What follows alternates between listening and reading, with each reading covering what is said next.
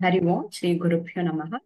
ಇಂದಿನ ಗೀತಾ ರಸಾಯನಕ್ಕೆ ಎಲ್ಲ ಆತ್ಮಜ್ಯೋತಿಗಳಿಗೂ ಆದರದ ಸ್ವಾಗತ.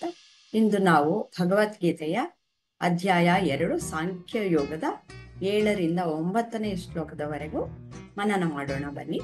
ಕಾರ್ಪಣ್ಯ ದೋಷೋಪಹತ ಸ್ವಭಾವ ರುಚ್ಯಾಮಿ ತ್ವಾಂ ಧರ್ಮ ಸಮ್ಮೂಢ ಚೇತಾಃ ಯಚ್ಛ್ರೇಯಸ್ಯಾನಿಶ್ಚಿತಂ ಬ್ರೂಹಿ ತನ್ಮೇ ಶಿಷ್ಯಸ್ತೇಹಂ ಶಾಧಿ ಮಾಂ ತ್ವಾಂ ಪ್ರಪನ್ನಂ.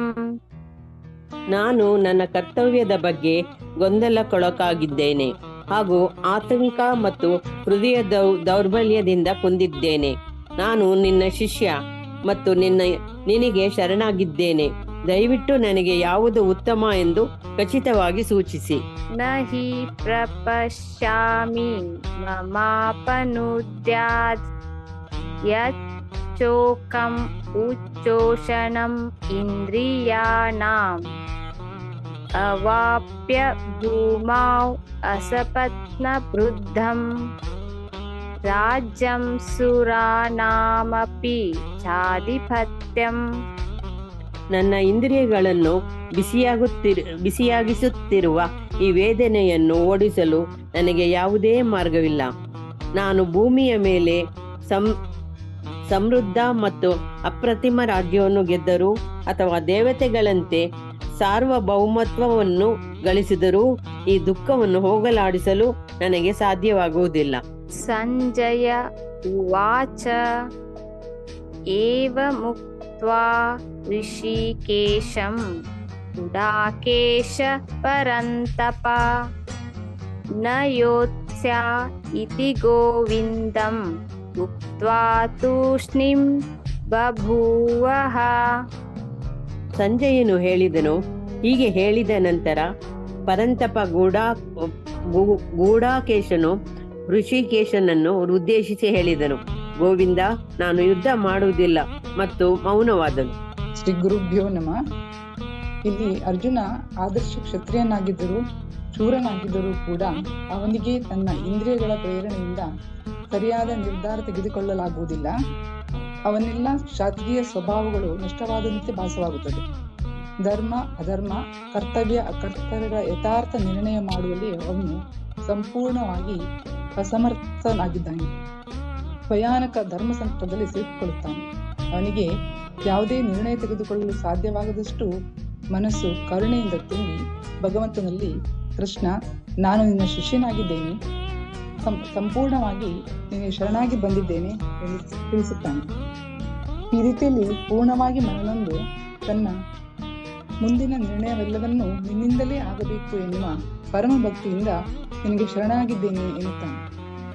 ನಾವು ಈ ರೀತಿಯಾಗಿ ಜೀವನದಲ್ಲಿ ಬಹಳಷ್ಟು ನೊಂದು ಬೆಂದು ದಾರಿ ಕಾಣದಾದಾಗ ನಮಗೆ ಹಿತವರು ನಮ್ಮವರು ಎನಿಸಿಕೊಂಡವರ ಸಲಹೆಗಳನ್ನು ಸಂಪೂರ್ಣವಾಗಿ ಸ್ವೀಕರಿಸುವ ಸ್ಥಿತಿಗೆ ತಲುಪುತ್ತೇವೆ. ಕಾರಣ ಇಷ್ಟೇ, ನಮಗೆ ಅವರೆಲ್ಲರಲ್ಲಿರುವ ನಂಬಿಕೆ, ಶ್ರದ್ಧೆ, ಪ್ರೇಮ. ಇದೇ ಶ್ರೀಕೃಷ್ಣನ ಸಂದೇಶ ಕೂಡ. ಶರಣಾಗತಿ ಎನ್ನುವುದು ಬಹುದೊಡ್ಡ ಸದ್ಗುಣ. ಅಲ್ಲಿ ಬೇರೆ ಯಾವ ವಿಷಯಾಸಕ್ತಿಗಳು ನಮ್ಮನ್ನು ಕಾಡದೆ ಏಕಮುಖವಾಗಿ ಮುನ್ನಡೆಯುವುದಕ್ಕೆ ಬಹಳ ಸಹಕಾರಿ ಎನ್ನುವುದು ಇಲ್ಲಿ ಪ್ರತಿಪಾದಿಸಲ್ಪಟ್ಟಿದೆ. ಅರ್ಜುನನಿಗೆ ತನ್ನ ಸ್ವಂತ ವಿವೇಚನೆಯಿಂದ ಯಾವ ನಿರ್ಧಾರನೂ ತೆಗೆದುಕೊಳ್ಳಕ್ಕೆ ಸಾಧ್ಯ ಆಗ್ತಾ ಇಲ್ಲ. ಅರ್ಜುನ ಬುದ್ಧಿವಂತ, ಆದ್ರಿಂದ ಅದನ್ನ ಗುರುತಿಸ್ಕೊಂಡಿದ್ದಾನೆ. ಆಮೇಲೆ ಹೇಳ್ತಾನೆ, ಇಂದ್ರಿಯಗಳು ಉಂಟು ಮಾಡುವ ಸಂವೇದನೆಗಳನ್ನ ನಿಯಂತ್ರಿಸೋದು ಬಹಳ ಕಷ್ಟ. ನಾನು ಬೇರೆ ಏನೇ ಗಳಿಸ್ಬೋದು, ಅವುಗಳು ಈ ದುಃಖವನ್ನ ನಿವಾರಣೆ ಮಾಡೋದಕ್ಕೆ ಸಮರ್ಥವಾಗಿರಲ್ಲ, ಅದು ಸಾಧ್ಯವಾಗಲ್ಲ ಅಂತ ಅವನು ತನ್ನ ಅಳಲನ್ನ ಹೇಳ್ಕೊಳ್ತಾನೆ ಶ್ರೀಕೃಷ್ಣನ ಹತ್ರ. ಇಲ್ಲಿ ನಾವು ಶ್ರೀಕೃಷ್ಣ ತನಗೆ ಶ್ರೇಯಸ್ಸನ್ನು ಉಂಟು ಮಾಡು ಎಂಬ ನಂಬಿಕೆ ಅರ್ಜುನನಲ್ಲಿ ಉಂಟಾಗಿರೋದು ನಿಸ್ಸಂಶಯವಾಗಿ ನಮ್ಗೆ ಕಂಡು ಬರುತ್ತೆ. ಇಲ್ಲಿ ನಾನು ಎಂಬುದರ ಶರಣಾಗತಿಯನ್ನ ನಾವು ಕಾಣಬಹುದು. ಈಗ ನಮಗೆ ಜೀವನದಲ್ಲಿ ಏನಾದ್ರೂ ಕಲಿಬೇಕು ಅಂತಂದಾಗ ಯಾರ ಹತ್ರ ಕಲೀಲಿಕ್ಕೆ ಹೋಗ್ತೇವೆ? ಒಂದು ಉದಾಹರಣೆಗೆ, ನಿಮಗೆ ಜಿಲೇಬಿ ಕಲಿಬೇಕು ಅಂತ ಆಸೆ ಆಗತ್ತೆ ಅಂತ ಅನ್ಕೊಳ್ಳೋಣ. ಯಾರ ಹತ್ರ ಹೋಗ್ತೀರಾ ಜಿಲೇಬಿ ಕಲಿಯಕ್ಕೆ? ನಿಮ್ಮ ಪ್ರಕಾರ ಯಾರು ಜಿಲೇಬಿನ ಚೆನ್ನಾಗಿ ಮಾಡ್ತಾರೆ ಅಂತ ಅನ್ಸುತ್ತೆ ಅವ್ರ ಹತ್ರ ಹೋಗ್ತೀರಾ ಅಲ್ವಾ? ಹೆಂಗೆ ಗೊತ್ತಾಗತ್ತೆ ನಿಮಗೆ ಅವ್ರು ಚೆನ್ನಾಗಿ ಜಿಲೇಬಿ ಮಾಡ್ತಾರೆ ಅಂತ? ಅವ್ರ ಹತ್ರ ಹೋದಾಗ ಅವ್ರು ಯಾವಾಗಲೂ ಜಿಲೇಬಿ ಕೊಟ್ಟಿರ್ತಾರೆ, ಅವ್ರು ಹೇಳಿರ್ತಾರೆ ನಾನು ಜಿಲೇಬಿ ಮಾಡಿದ್ದೀನಿ ಅಂತ. ನೀವು ತಿಂದಾಗ ಓ ಅದ್ಭುತವಾಗಿದೆ ಅಂತ ನಿಮ್ಗೆ ಅನಿಸಿರುತ್ತೆ. ಅದಾದ ನಂತರ ಅವ್ರಿಗೆ ಕೇಳಿರ್ತೀರಾ ಓ ನಿಮಗೆ ಬರುತ್ತಾ ಅಂತ. ಅವ್ರು ಹ್ಞೂ ಅಂತ ಹೇಳಿರ್ತಾರೆ. ಆವಾಗ ನಿಮಗೆ ಗೊತ್ತಿರುತ್ತೆ ಓ ಇವ್ರಿಗೆ ಜಿಲೇಬಿ ಬರುತ್ತೆ ಅಂತ. ಅದೇ ರೀತಿ ಇಲ್ಲಿ ಆ ರಣರಂಗದಲ್ಲಿ ಎಷ್ಟೊಂದು ಜನಗಳಿದ್ದಾರೆ. ಕೃಷ್ಣನ್ ಅಲ್ದೇನೆ ಅರ್ಜುನನಿಗೆ ಇನ್ನು ಎಷ್ಟೊಂದು ಜನ ಕಾಣಿಸ್ತಾ ಇದ್ದಾರೆ. ಆತನ ತಾತಂದಿರು, ಆತನ ಸಹೋದರರು, ಮತ್ತೆ ಎಷ್ಟೊಂದು ಜನ ಸಂಬಂಧಿಕರು ಎಲ್ಲರೂ ಇದ್ದಾರೆ.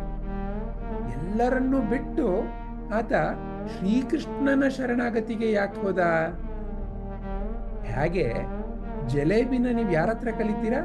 ಜಲೇಬಿ ಚೆನ್ನಾಗಿ ಮಾಡೋರ ಹತ್ರ. ಅದೇ ರೀತಿ ಇಲ್ಲಿ ಏನು ಅರ್ಜುನನ ಒಂದು ಸದ್ಯದ ಒಂದು ಸಮಸ್ಯೆ? ಆತನಿಗೆ ಮಾನಸಿಕವಾಗಿ ದೌರ್ಬಲ್ಯ.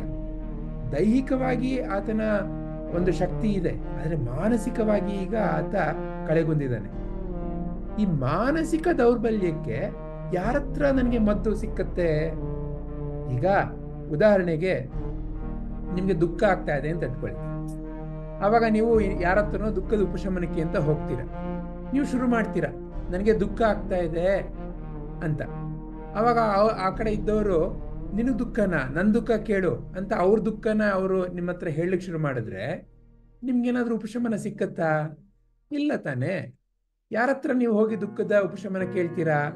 ಯಾರು ಯಾವಾಗಲೂ ನಗ್ನಗ್ತಾ ಇರ್ತಾರೆ, ಯಾರು ಏನೇ ಪರಿಸ್ಥಿತಿ ಬಂದರೂ ಆರಾಮಾಗಿರ್ತಾರೆ, ಯಾರು ಜೀವನದ ಏರು ಬೀಳು ಉಬ್ಬು ತಗ್ಗು ಎಲ್ಲದರಲ್ಲೂ ಹಸನ್ಮುಖಿಯಾಗಿರ್ತಾರೆ, ಶಾಂತವಾಗಿರ್ತಾರೆ, ಸಮರ್ಥತೆಯಿಂದ ಅದನ್ನ ಸ್ವೀಕಾರ ಮಾಡ್ತಾರೆ, ಅದನ್ನ ಒಂದು ಮುಂದಿನ ಹೆಜ್ಜೆ ತಗೊಳ್ತಾರೆ. ಅಂಥವ್ರನ್ನ ನೋಡ್ತಿರ ತಾನೆ. ನಿಮ್ ಸುತ್ತಮುತ್ತ ನೋಡ್ಬಿಟ್ಟು ಅಂಥವ್ರನ್ನ ಓ ಇವ್ರ ಹತ್ರ ನನಗೆ ಏನೋ ಅವ್ರಿಗೆ ಜೀವನದ ಬಗ್ಗೆ ಏನೋ ಗೊತ್ತು ಅಂತ ನಿಮ್ಗೆ ಅನ್ಸುತ್ತೆ ಅಲ್ವಾ?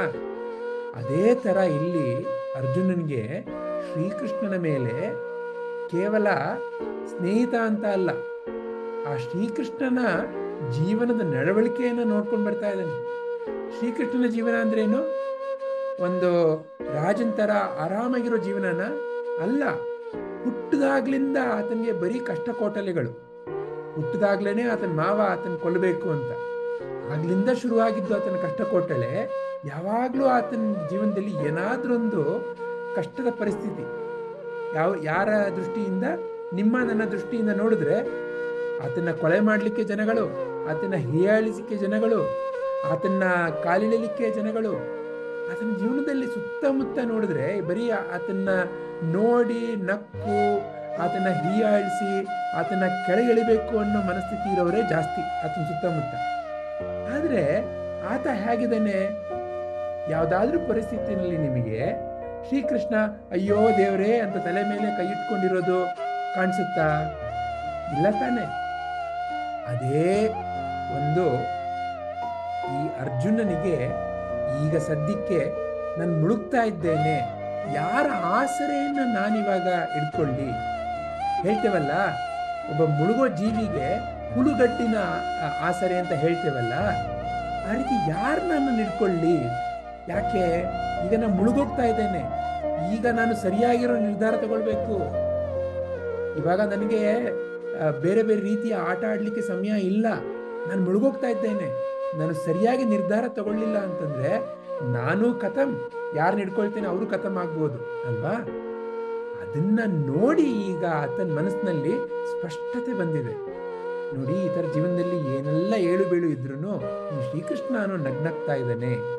ಈತನ್ ಏನೋ ಜೀವನದ ರಹಸ್ಯ ಗೊತ್ತಿದೆ, ಆತನಿಗೆ ಏನೋ ಗೊತ್ತಿದೆ, ಅದ್ರ ಮೂಲಕ ಆತ ಆ ರೀತಿ ಇದ್ದಾನೆ. ನಾನು ಅದನ್ನ ಅರ್ತ್ಕೊಳ್ಳೋಣ. ಹಾಗಾಗಿ ನನಗೆ ಯಾವುದು ಉತ್ತಮ ಅದನ್ನ ಹೇಳ್ಕೊಡಪ್ಪ ಅನ್ನೋ ಒಂದು ಮನಸ್ಥಿತಿಗೆ ಆತ ತಲುಪಿಯಾನೆ. ಅಷ್ಟೇ ಅಲ್ಲ, ಕೇವಲ ಆತ ಏನೋ ಸ್ನೇಹಿತನ ಥರ ಏನೋ ಹೇಳ್ತಾನೆ, ನಾನು ಅದನ್ನ ಕೇಳಿ ಬೇಕಂದ್ರೆ ತಗೊಳ್ತೇನೆ, ಇಲ್ಲಾಂದ್ರೆ ಬಿಟ್ಬಿಡ್ತೇನೆ, ಆ ಮನಸ್ಥಿತಿನೂ ಅಲ್ಲ. ಈಗ ಆತ ಶರಣಾಗತಿಯ ಮನಸ್ಥಿತಿಗೆ ಬಂದಿಯಾನೆ. ಅಂದ್ರೇನು? ಸಂಪೂರ್ಣ ಶ್ರದ್ಧೆ ನಂಬಿಕೆಯಿಂದ ಆ ಶ್ರೀಕೃಷ್ಣನ ಮಾತನ್ನು ಸ್ವೀಕಾರ ಮಾಡಿ ಅದು ಯಾವ ರೀತಿ ನಾನು ನನ್ನ ಜೀವನದಲ್ಲಿ ಈಗ ಈ ಸ್ಥಿತಿಯಲ್ಲಿ ಅಳವಡಿಸ್ಕೊಳ್ಳಿ ಅನ್ನೋ ಸ್ಥಿತಿಯನ್ನು ತಲುಪಿಯಾನೆ. ಇದು ನಿಮಗೆ ನನಗೆ ಬೇಕಾಗಿರೋ ಬಹಳ ಬಹಳ ಮುಖ್ಯವಾದ ಒಂದು ಮನಸ್ಸಿನ ಸ್ಥಿತಿ.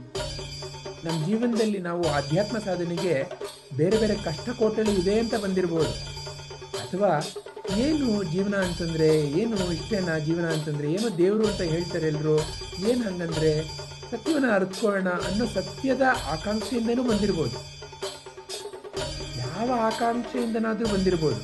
ಆದರೆ ಇಲ್ಲಿ ಶ್ರೀಕೃಷ್ಣನ ಒಂದು ಜ್ಞಾನದ ವಾಕ್ಯಗಳಿಗೆ ನೀವು ನಾನು ಶರಣಾಗಬೇಕು, ಸದ್ಗುರುಗಳಿಗೆ ನೀವು ನಾನು ಶರಣಾಗಬೇಕು. ಶರಣಾಗತಿ ಅಂದ್ರೇನು? ಅವ್ರು ಕಾಲು ಮುಟ್ಟೋದು ಅಂತ ಅರ್ಥ ಅಲ್ಲ.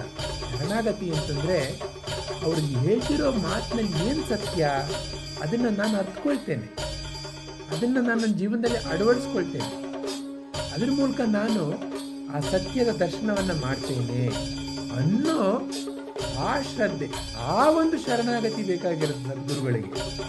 ಇಲ್ಲೂ ಅರ್ಜುನ ಅದೇ ಮನಸ್ಥಿತಿಯನ್ನು ಕಲ್ತಿಯನು. ಮುಂದೆ ಮುಂದೆ ಯಾವ ರೀತಿಯಲ್ಲಿ ಶ್ರೀಕೃಷ್ಣನ ಒಂದು ವಾಕ್ಯಗಳ ಮೂಲಕ ಆತನಿಗೆ ಸತ್ಯದ ದರ್ಶನ ಆಗುತ್ತೆ, ಅದರ ಮೂಲಕ ಆತನ ಜೀವನ ಹೇಗೆ ಮಾರ್ಪಾಡಾಗುತ್ತೆ, ಅದೇ ರೀತಿಯಲ್ಲಿ ನೀವು ನಾನು ಯಾವ ರೀತಿ ನಮ್ಮ ಜೀವನವನ್ನು ಮಾರ್ಪಾಡು ಮಾಡ್ಕೊಳ್ಬೋದು, ಮುಂದೆ ಮುಂದೆ ನಾವು ಕಲಿತಾ ಹೋಗೋಣ. ಇಲ್ಲಿಂದ ಮುಂದೆ ಶ್ರೀಕೃಷ್ಣನ ಅದ್ಭುತವಾಗಿರೋ ಸತ್ಯದ ವಾಕ್ಯಗಳು ನಮ್ಮ ಮುಂದೆ ತೆರ್ಕೊಳ್ಳಿಕ್ಕೆ ಶುರುವಾಗುತ್ತೆ. ನೀವು ನಾನು ಅದಕ್ಕೆ ತಯಾರಾಗಬೇಕು. ಹರಿ ಓಂ. ಶ್ರೀ ಕೃಷ್ಣಾರ್ಪಣಮಸ್ತು. ಶ್ರೀ ಗುರುಭ್ಯೋ ನಮಃ.